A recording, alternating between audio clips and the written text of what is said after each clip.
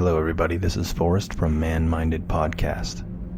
You may have heard me tell my story on the last episode of Man-Minded, but this time I'm going to tell the story when it's nice and quiet. And what I want to do is tell more scary stories. I think that'll be my little thing here. Maybe these guys will join me. But what I'm going to start doing is going to Reddit and reading some of the stories that people post, real stories, real encounters, and put them right here on manminded.com. So if you're ever interested for some laughs, or interested in some laughs, go to Man-Minded Podcast. You can find us on Facebook, Podbean, iTunes. Please subscribe. Well, my story goes like this. When I was about 20 years old, I went to Arizona from California. I met this businessman I was cleaning hotel rooms for in California, and he was going to repossess a hotel in Arizona. A lodge, if you will. It was out in the middle of nowhere. It was in a little town called Alpine, Arizona. This dude was a millionaire, and he said, "Forrest, if you come out to this place and run it," and I mean, it's out in the middle of nowhere. That's why he needed somebody to run it too. He said, "If you run this place, we'll rebuild the hotel, or the lodge. We'll put jacuzzis in the room. We'll jack the rates up in the room. We'll make them beautiful, beautiful, beautiful rooms. People will love to come to from Phoenix. We'll build the cells up, get some good sales on the books, and then sell it out." I thought, being 20 years old, yeah, why not? I didn't have anything going. So I went out to Arizona. The town was called Alpine, Arizona. It was out in the woods, way up in the mountains, in the White Mountains of Arizona. There's been a lot of UFO sightings and things like that out there, and I mean, it is desolate. The nearest town to Alpine would be a town called Nutrioso. To give you an idea of the size of Alpine, the population then, this was 1990, was about 450. And then the town that I was referring to was called Nutrioso, and the population there was 70. And then if you wanted to go have, let's say, a Big Mac, you had to drive an hour and a half. So this place was out in the middle of nowhere. The best way I could describe this lodge is a little wooden fabricated type lodge. What they did was they took logs, split them in half, and inside the walls you could see the lumber, the logs. But it was nailed to like a 2x4 construction or a 2x6 construction. But it definitely had an old rustic look, and the feeling of the place definitely had been around for a while.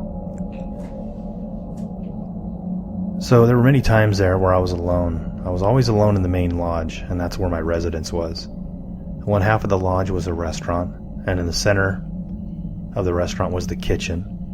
And then, if you were to continue on down, there would be a big living quarters. Now this is where I lived. The living quarters used to be just this big, magnificent room with a huge fireplace. The kind you see in the movies, where you could literally throw a big log in there and kick back by the fireplace as you sit and looked out the window at the giant pine trees. It was like the Alps. It was a beautiful town. Well, when we went there, I split that room in half and created a little dorm, a little bedroom for me on one half of that room. So the big room now became 25% smaller, and we added a bathroom there too. This lodge was scary, and every time I was alone, I would just always hear weird, strange sounds that I would chalk up to animals and things outside, because there were elk and raccoons and skunks and all kinds of animals, but I always just heard strange sounds. In the winter, the place became remote, even more remote, more desolate. Sometimes we would get a visitor, maybe once every 3 weeks. The snow would come in and it would be heavy, 2-3 feet sometimes, and it was really hard to get around. So there were 2 room cleaners that lived out back. There was another little house adjacent to the lodge, and I would say it was probably about 200 yards away from where I was in the main lodge. And there were I think it was 4 or 5 separate buildings, and each one of those buildings had 5 bedrooms in it. And in the center, there was a snowmobile rental place. So the driveway was like a horseshoe. So when you entered it, you kind of circled around the snowmobile rental, and then you could pull up to the registration where the hotel was. Anyway, I remember just always having this uneasy, weird feeling inside this lodge as I sat there alone. And maybe it was just because I was alone, at least that's what I thought. Sometimes I'd make some coffee, and I would set it out on the table there in the dining room area, and I'd sip on it occasionally, and I'd go back into the kitchen, make food or whatever, using the commercial ovens. One day I was cooking some food in the morning. I think I was having breakfast, and I heard my coffee tip over. And I walked back out, and I just set it on the table a couple minutes earlier, and there was my coffee spilt onto the floor. There was nobody there, it was just me. There were no animals inside the lodge. The table was very secure. It was a restaurant table. Nobody was in the lodge. I mean, you can hear somebody in that lodge. If they're walking, the floor would creak. And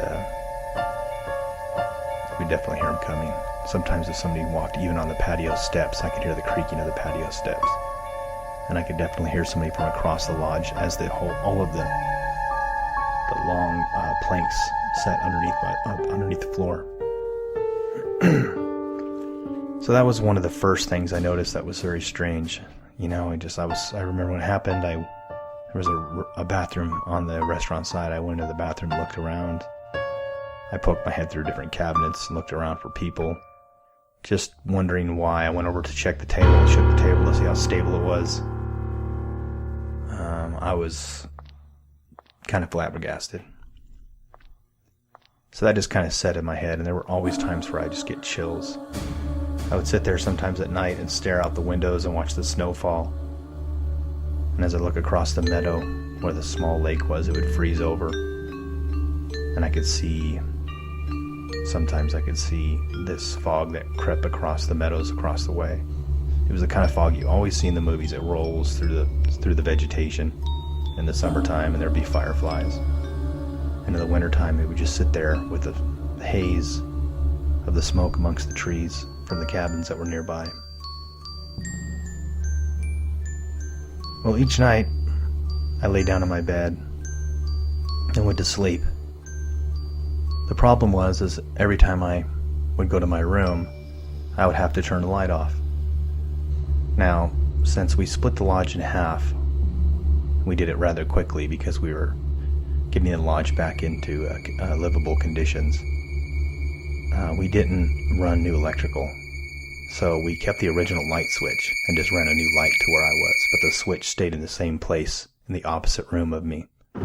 So in the middle of the night, if I wanted to get up and turn the light on in my bedroom, I had to walk into the main lodge. No problem, I thought. So sometimes at night I would sit in my bed, and as I sat there, I had a giant window above my head.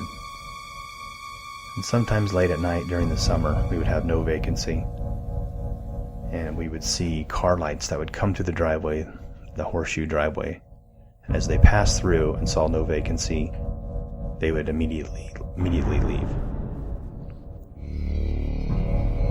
The lights that would shine through the window sometimes would wake me up at night. You know, you just get this bright light shining against your face, and you just automatically open your eyes, and there would be the lights passing through the window. One night, very late, 2 or 3 in the morning, I felt that same sensation on my eyes. Though when I opened my eyes, I didn't hear any gravel from the tires turning up gravel, or a truck or a car passing through the driveway from some late night travelers. I just felt this light on my eyes. So I sat up and I looked at the end of my bed, and just kind of pausing here and thinking about it. What I saw just freaked me out. There was this, and I hate to say the stereotypical image of what looked to be a woman. It was, of course, fuzzy gray, like you would see in any ghostly photo. But definitely took the shape of a human. 5'6", 5'5", somewhere in there, 5'9". I don't know. I couldn't tell. I couldn't see the feet because this image went down into the ground, and I was looking down to my feet from the bed. I knew it was a woman, or at least it looked like a woman, because there was this black, like a darker shadow that kind of went across the torso of this apparition. And I just sat there staring at it. I just froze.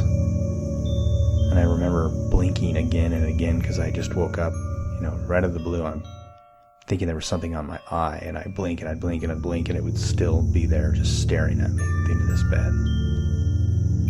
And then all I could think about was I gotta get that light on, but in order for me to get the light on, I gotta pass by this thing. And it slowly faded away. Maybe, I'm guessing, I don't know, it seemed like a very long time, but maybe 10 seconds it was there. And then it slowly faded away, and then I got up enough nerves, like, come on, let's do this. And I quickly walked out of the room, just my body just rigid as can be, stiff, step, as fast as I could until I got to the light switch, and I'm just trying to get that light on, fumbling and stumbling and running my hands along the rugged wood panels just until I can find that switch, and I finally got it on. I felt some relief, and I didn't know what to do from there because it was still pretty damn scary now that I had the light on. I was thinking now I could really see everything. So I called my parents. That's all I could think of. I'm 20 years old, but that's all I could do is call my parents to tell them what I saw because it was impressive. Well, months had passed, and all you could do is drink in that town. If you want to have any fun, you just pretty much drink. You go to rodeos, you dance with girls, and go into town and drink and play pool. Well, I went to a town called Springerville. It was a bar, maybe an hour away. And I took a girlfriend to this bar, and it was just a girlfriend. But as we were chatting, the guy started small talk with me, the bartender, and he said, hey, what do you do for a living? And I said, I work at the Tal Wi Wi Lodge. He said, oh, yeah, I know about that lodge. He goes, did they ever find the woman that killed her husband up there? And I kind of laughed. I'm like, what? And he goes, no, seriously. Did they ever find the woman that killed her husband? And I go, no, I never heard anything about a woman that killed her husband up there. And I'm looking at my friend now. And she's got this shock look on her face. He goes, yeah, the original lodge burnt down a long time ago. And people like Bing Crosby used to go up there and hang out and get away from everybody. I had no idea the original lodge burned down even. I guess there was a bigger, more magnificent lodge. I mean, this place had a lot of prefabricated rooms and just an old lodge attached to it now, but I saw some photos of the original lodge and it was pretty magnificent. So that freaked me out, and that's my story. Now, if you want to see what this place looks like, it was called the Tal Wi Wi Lodge in Alpine, Arizona. T-A-L-W-I-W-I. It's still there today. That's my story. Hope you guys enjoy it. I'll try to make one especially around Halloween. Go to Man Minded Podcast for some fun.